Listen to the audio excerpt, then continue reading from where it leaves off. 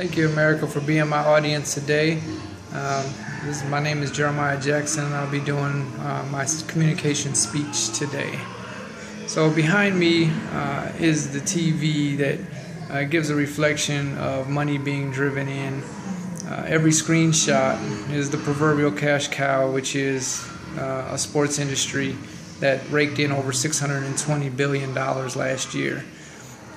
This industry encompasses a lot of different genres, from elementary school all the way up to professional ranks, but I'll just be covering college athletics today and the age-old question, should college athletes be paid? There's two predominant viewpoints on this subject that people choose to argue about, and the first is, should college athletes be paid? Yes, they should. They make all this money for the school, but they should get some compensation in return. And the second is, no, absolutely not. They shouldn't get paid. They already get money for scholarships, for their education, and so that should be enough. For argument's sake, I'm going to side on the side of athletes and say that they should be paid. And I'm going to cover three things in my argument to substantiate my claim. First is financial reasons, the most obvious reason. The second is logical reasoning. And third, I'm going to give a proposal as to how it can work, where they get paid and NCAA still sustains itself. Now, I was reading an article by Dr. Boyce Watkins, and his article was in Black World magazine in June of 2014, and he said that NCAA athletics has become the new prohibition, the illogical construct that creates a destructive underground economy because leadership is being guided by an illusion of what should be rather than confronting the NCAA for what it really is, a professional sports league. Now, I'm not a doctor, but I like to use a much more magnanimous word for the NCAA, and that word tends to be pimp.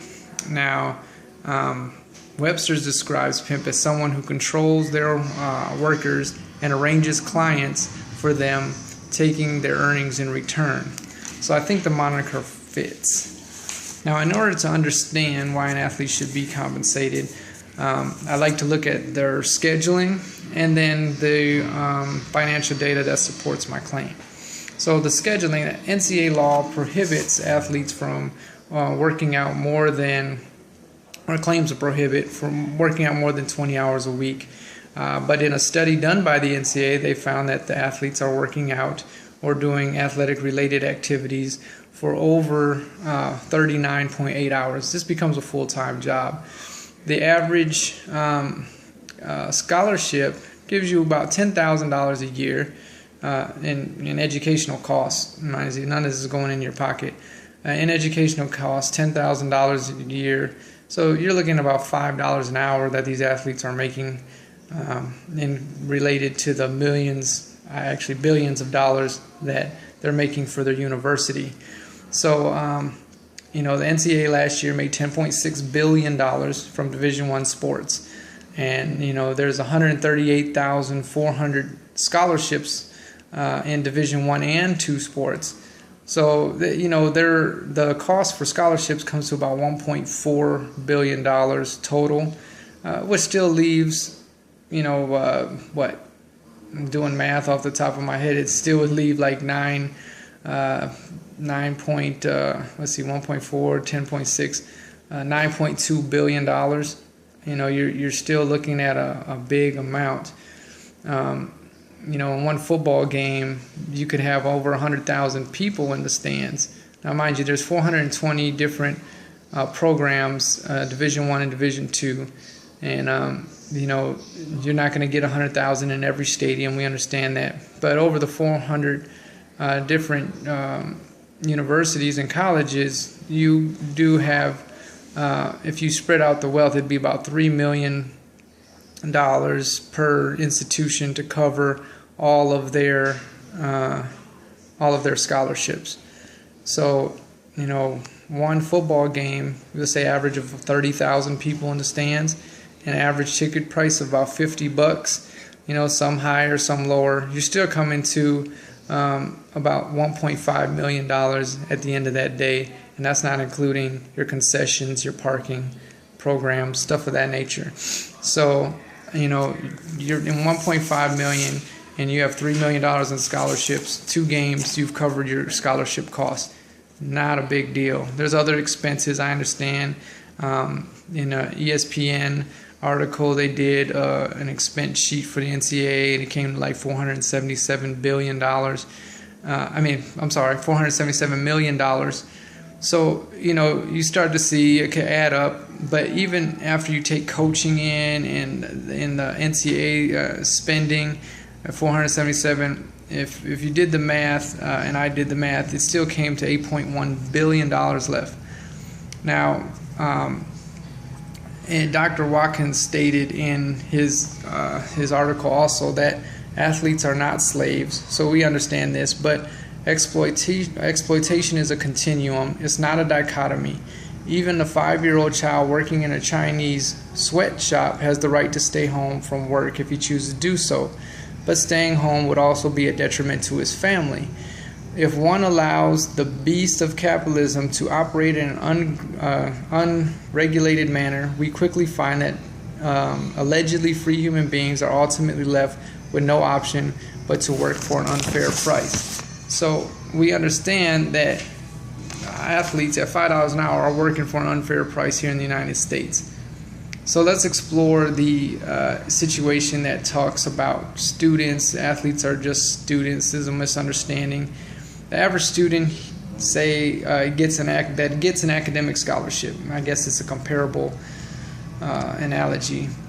He works hard on his grades, maybe takes on a job, gets paid for the job, brings in no money to the university. He becomes a liability. He's not an asset. An athlete gets a scholarship, still maintains his grades, works 40 hours plus a week full time, doesn't get paid, can't take on a job, NCAA rules, brings in potentially millions to the university, and is an asset. He's not a liability. So logically, the fallacy that someone is just being a student, it doesn't hold water. And on average, students can make millions. Students can't make millions for the respective universities like athletes can.